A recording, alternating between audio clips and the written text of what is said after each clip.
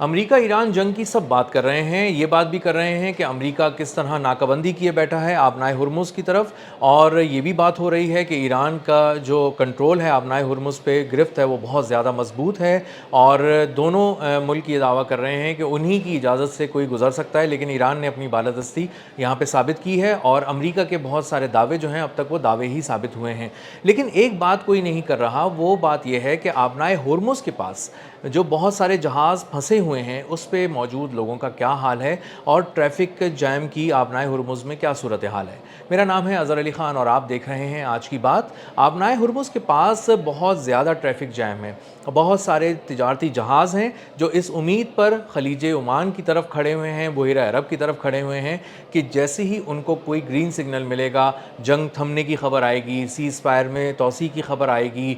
اور کچھ معاملات بہتر ہونے کی بات آئے گی یا جنگ بندی کی بات آئے گی، تب جا کر ان کو ایک گرین سگنل ملے گا، اور اس کے بعد وہ اپنا سفر جاری رکھیں گے، آبنائے ہرمز پہ پہنچیں گے، خلیج فارس کو کراس کریں گے، اور اس کے بعد وہ اپنے جو جہاں بھی جن ڈیسٹینیشنز پہ بھی ان کو جانا ہے وہاں پہ اس اپنی منزل کی طرف روانہ ہو جائیں گے۔ لیکن وہ جہاز جو جہاں پر ہیں موجود ہیں، کہیں خلیج عمان میں، کہیں بحیرہ عرب کی طرف، وہاں پر ان کو بہت زیادہ مشکلات کا سامنا ہے۔ تقریباً 2000 جہاز ایسے ہیں جو بہت بڑے تجارتی جہاز ہیں، جن پہ عملہ بھی بہت زیادہ بڑی تعداد میں موجود ہے، اور کہا جا رہا ہے کہ ان تمام جہازوں پہ جو 2000 جہاز ہیں ان پر عملہ تقریباً 20,000 کا سٹاف ہے جو ان پہ موجود ہے۔ یہ 20,000 لوگ کھلے پانیوں میں، کھلے سمندروں میں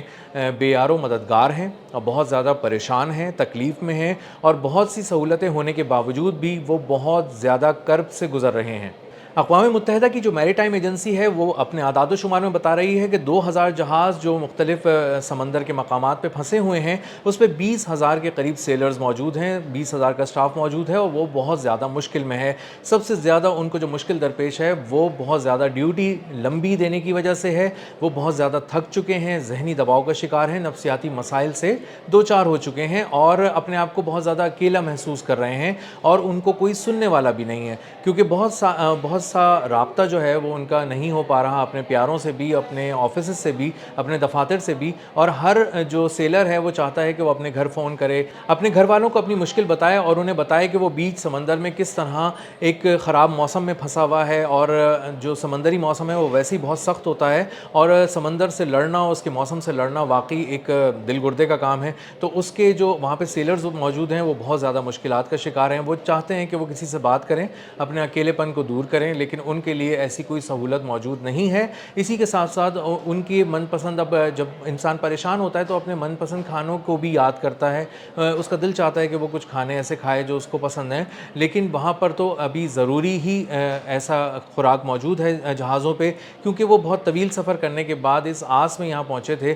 کہ ان کو اجازت ملے گی اور آبنائے ہرمز وہ پار کر جائیں گے، لیکن ان کو ایسی اجازت نہیں ملی۔ تو اب جو موجود ہیں، جہاں موجود ہیں وہیں پہ کھڑے ہوئے ہیں، اور اپنی خوراک کو بھی انہیں اسی طرح استعمال کرنا ہے، بچا کر استعمال کرنا ہے، اس کی راشننگ کرنی ہے تاکہ وہ کسی طرح سے زیادہ عرصے اس خوراک کو استعمال کر سکیں۔ تو وہاں پہ لوگ پریشان بھی ہیں، اپنی پسند کا کچھ کھا بھی نہیں سکتے، اپنی بات کسی سے کہہ بھی نہیں پاتے، آپس میں بات کرنے کی کوشش کرتے ہیں لیکن اس طرح سے کمفرٹیبل محسوس نہیں کرتے جس طرح سے وہ اپنے گھر والوں کے ساتھ یا اپنے کسی پیارے کے ساتھ محسوس کرتے ہیں گفتگو کر کے۔ تو اب ایک نیا چیلنج جو درپیش ہے وہ اسی طرح کا درپیش ہے کہ بہت زیادہ لمبی ڈیوٹی دینے کی وجہ سے لوگ پریشان ہیں، اور بہت زیادہ اکیلے پن کی وجہ سے لوگ پریشان ہیں۔ اب شپنگ کمپنیز جو ہیں وہ اس میں اپنے سٹاف کو کوئی زیادہ کاؤنسلنگ سروس پرووائڈ نہیں کر رہے۔ اب یو این کی جو میری ٹائم ایجنسی ہے وہ بھی شپنگ کمپنیز پہ زور دے رہی ہے کہ اپنے ملازمین کا خیال رکھیں، انہیں کاؤنسلر سے ملوائیں، کاؤنسلرز ان کو فون کریں، ان کی بات سنیں، اور ایک اچھا جو لسنر ہے وہ ان کو ملے تاکہ وہ دل کھول کے اپنی باتیں کریں اور اپنے جو بھی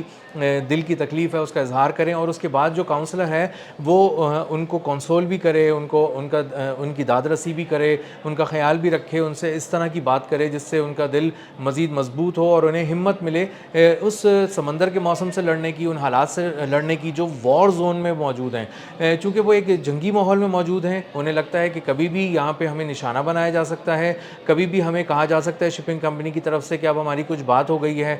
ہم نے گرین سگنل لے لیا ہے ایرانی پاسداران انقلاب سے یا امریکہ سے، تو اب آگے بڑھو، ہمت کرو اور آبنائے ہرمز کی طرف سفر جاری رکھو، پار کرو. تو انہیں یہ بھی ڈر لگتا ہے کہ کہیں جس سے بھی ہم نے اجازت لی ہے اس کی مخالف پارٹی کہیں جو ہے وہ ہم پر کسی طرح کی فائرنگ نہ کر دے اور اس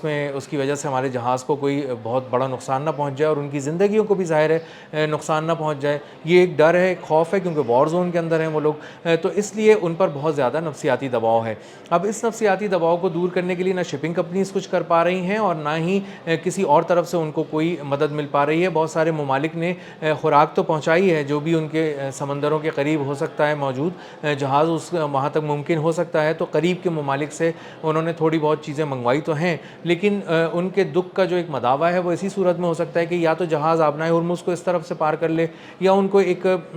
واضح طور پہ پتہ چل جائے کہ کتنے دن ان کو کھڑے رہنا ہے، اور اگر یہ انتظار کچھ بہت زیادہ طویل ہے تو وہ جہاز کا رخ موڑیں اور واپس اپنے پورٹس کی طرف چلے جائیں جہاں پر وہ انتظار کریں، اپنے گھر والوں سے ملیں، وہ جہاز وہاں پورٹ پہ کھڑا رہے اور جب اس کو پتہ چلے کہ حالات اب بہتر ہو گئے ہیں تو اب وہ پھر روانہ ہو جائے اور اس کے بعد وہ وہاں سے گزر جائے. جو شپنگ کمپنیز کی انشورنس ہے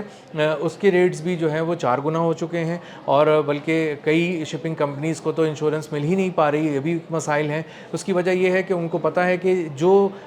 بھی جہاز اپنے پورٹ سے روانہ ہوتا ہے خلیج فارس یا خلیج عمان کی طرف، وہ وار زون میں داخل ہو رہا ہے اور اس کی حفاظت کی ذمہ داری کوئی نہیں لے سکتا. کوئی انشورنس کمپنی اس کو یہ یقین دہانی نہیں کرا سکتی کہ اگر آپ کو نقصان پہنچے گا تو ہم اس کا مداوع کریں گے، ہم اس کی بھرپائی کریں گے. اس کی وجہ یہ ہے کہ ان کو کسی طرف سے بھی ایک وار زون ہے اور واضح طور پہ کہا گیا ہے ایران کی طرف سے کہ اگر آنا ہے تو ہمیں $20 لاکھ پے کرو اور اس کے بعد وہاں سے گزر جاؤ. اور اس کے بعد $20 لاکھ دینے کے باوجود بھی کہیں نہ کہیں ان کے دل میں یہ خوف کی تلوار لٹک رہی ہے کہ امریکہ کی جانب سے کہیں ان پہ اس طرح کی کوئی گرفت میں وہ نہ لے لے، امریکہ ان پہ حملہ نہ کرے، ان کو کوئی سزا نہ دے ایران سے ڈیل کرنے کی صورت میں. تو ابھی وہ ڈر کے مارے بہت سے ایسے جہاز ہیں، ڈر کی وجہ سے بہت سی شپنگ کمپنیز ایسی ہیں جو ایران کے ساتھ بھی بات نہیں کر رہی ہیں اور جو امریکہ کے ساتھ بھی بات نہیں کر رہی ہیں اور کسی کی یقین دہانی پہ عمل نہیں کر رہی ہیں، کیونکہ اس سے ان کو لگتا ہے کہ کہیں ان کے جہاز پہ موجود جو سینکڑوں اور ہزاروں کا عملہ ہے